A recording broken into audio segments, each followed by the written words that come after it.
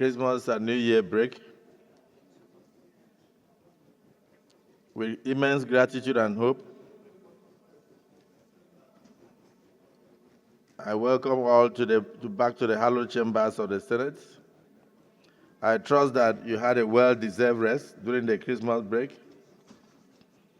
shared joyous moments with your families and constituents, and celebrated the season of the new year with gratitude and reflection. I also wish you all a very prosperous, memorable, and impactful year 2025. As we embark on this new legislative year, I want to urge all of us to accommodate in our new year resolutions and calendar a renewed commitment to the service of our great nation, Nigeria.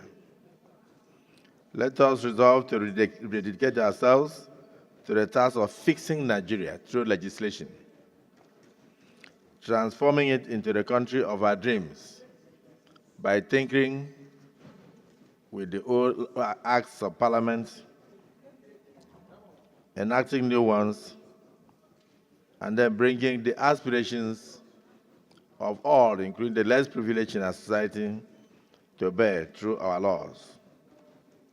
Let us make Nigeria the pride of Africa and a beacon of hope for the black race in the world. During the break, the leadership of both the Senate and the House of Representatives visited Mr. President in his country home in Lagos. We felicitated with him on your behalf, and President Bola Ahmed Tinubu also sends his regards and greetings and New Year wishes to the hallowed chamber of the Senate. We did this on behalf of all our esteemed colleagues. We extended our goodwill, myself, the Speaker, and the leadership of both chambers.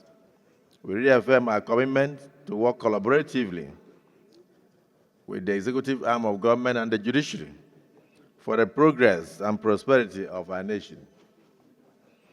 As we return to these duties today, we are immediately faced with a matter of utmost importance: the consideration of the national budget for year 2025. I have no doubt that, as always, we will approach this with our usual patriotic fervor and meticulous diligence. This is not just a financial document. It is a blueprint of the aspirations and hopes of millions of Nigerians. We must ensure that every item within it reflects the collective dreams of our people, and particularly the promises we made whilst we were on the campaign trails. And this budget should serve as a catalyst for infrastructural renaissance, development, equity, and justice to all. Another critical task before us is the completion of the electoral reforms. We must complete this year. As the nation begins preparations for the next electoral cycle in 2027, we have a unique opportunity to strengthen our democracy by tinkering with our electoral acts, to strengthen it for the congresses, primaries, etc., and conventions. Electoral reform is not just a legislative duty, it is a moral imperative.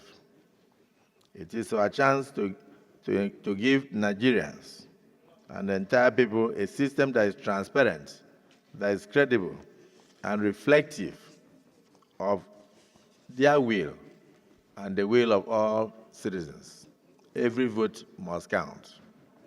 Let us not waver in this responsibility, for the foundation of every thriving democracy is trust in its electoral processes.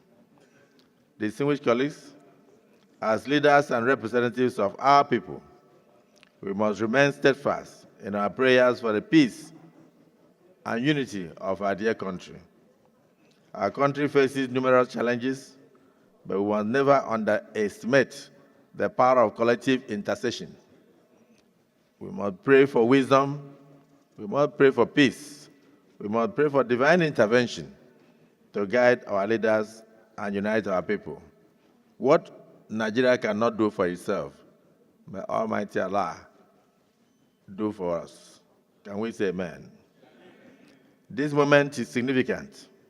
We are at the end of first quarter of the 21st century, a time that demands bold action and visionary leadership. History is calling on us to make a difference, to write a new narrative for our dear nation, one of progress, justice, and boundless possibilities. So, distinguished colleagues, we must rise to this challenge. Let us be relentless in our pursuit of excellence, fearless in the face of obstacles, and unwavering in our love for our dear nation. Our work here is not just about legislation. It's also about shaping the future of a nation and leaving a legacy for generations yet unborn. As we forge ahead in these words, let these words resonate in our hearts. Nigeria is counting on us. The time to act is now. Let us unite in purpose, strive for the common good, and dedicate ourselves wholly to the task of nation building. May God bless our efforts. May God guide our deliberations. May God protect our distinguished colleagues. May God protect our distinguished brothers in the House of Representatives, protect even the executive, and grant all of us the wisdom to move this country forward. May Nigeria, the greatest black nation in the world, ever remain blessed. I thank you for listening to me, and I believe together we shall rise to the callings. Welcome back to your duty post, and thanks for reporting for duty timeously. God bless you all.